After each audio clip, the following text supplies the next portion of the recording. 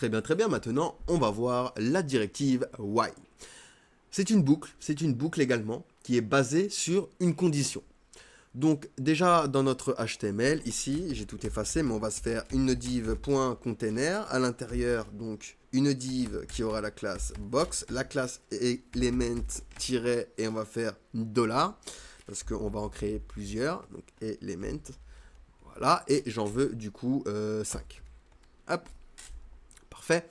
Donc on fait x5 comme ceci. Donc div.container, chevron, div.box.element, $x5. Hop. Alors hop et hop. Nickel. Donc ça, on se le ferme, on vient ici. Donc, la directive while permet de créer une boucle, mais c'est basé sur une condition. C'est-à-dire qu'elle répète un bloc de code tant que la condition spécifiée est vraie.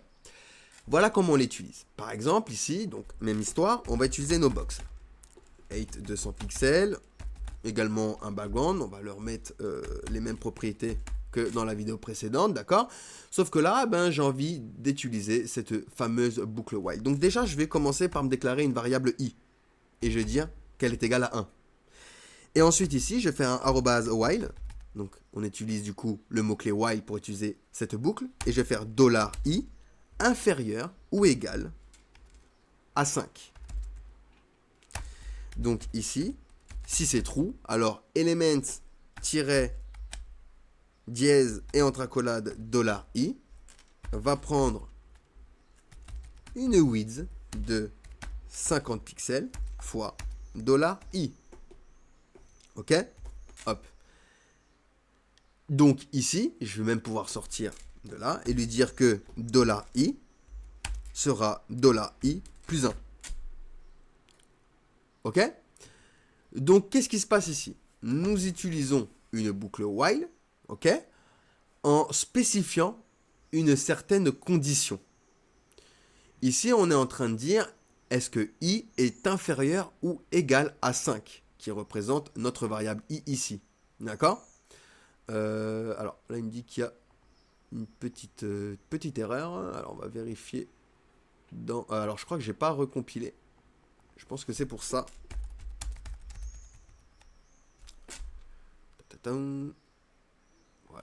Voilà, nickel. C'est que j'avais pas recompilé, il n'y avait pas d'erreur.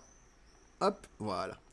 Donc ici, on a déclaré notre variable i. Et on déclare une boucle while en lui disant que si i est inférieur ou égal à 5, alors, dans ce cas-là, si c'est true, tu vas itérer à l'intérieur et rajouter une width à chaque élément avec 50 fois i. Donc, le premier 50 fois 1, le deuxième 50 fois 2, etc., etc. Donc là, il va y avoir 50 pixels, la 100, la 150, la 200, etc. D'accord? Parce qu'on utilise du coup la variable i qu'on a initialisée, d'accord? While continuera à exécuter tant que la variable i est inférieure ou égale à 5. Dès qu'il va dépasser 5, il ne va plus itérer. C'est-à-dire que si jamais là, je rajoute une autre valeur, enfin une autre box, pardon, et que je lui dis box element 6, rien du tout. Il ne va pas itérer à travers cet élément, vous voyez? Il va, lui, avoir les widths de 100%, puisque c'est un élément bloc, et vu que je n'ai pas déclaré une width spécifique pour cet élément, il va prendre 100%.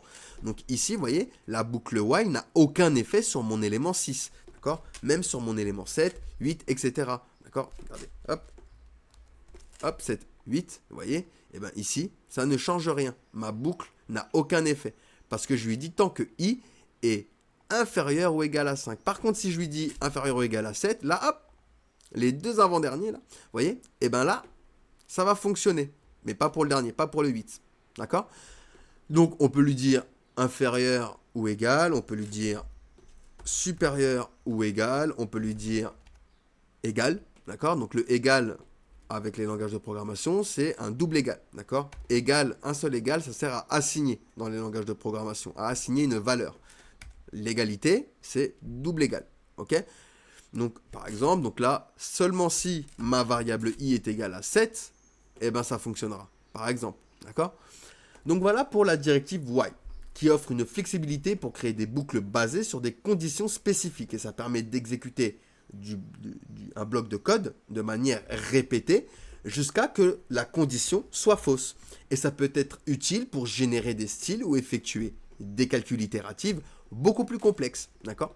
Donc voilà pour la directive while qui ressemble drôlement à la directive for, hein, mais qui, elle, respecte une certaine condition que l'on va donner au début. D'accord? Donc ici, par exemple, supérieur ou égal. Ok? Hop, et hop, pour avoir notre exemple. Donc voilà pour cette directive. Allez, posez-moi des questions si vous en avez, sinon on passe à la suite.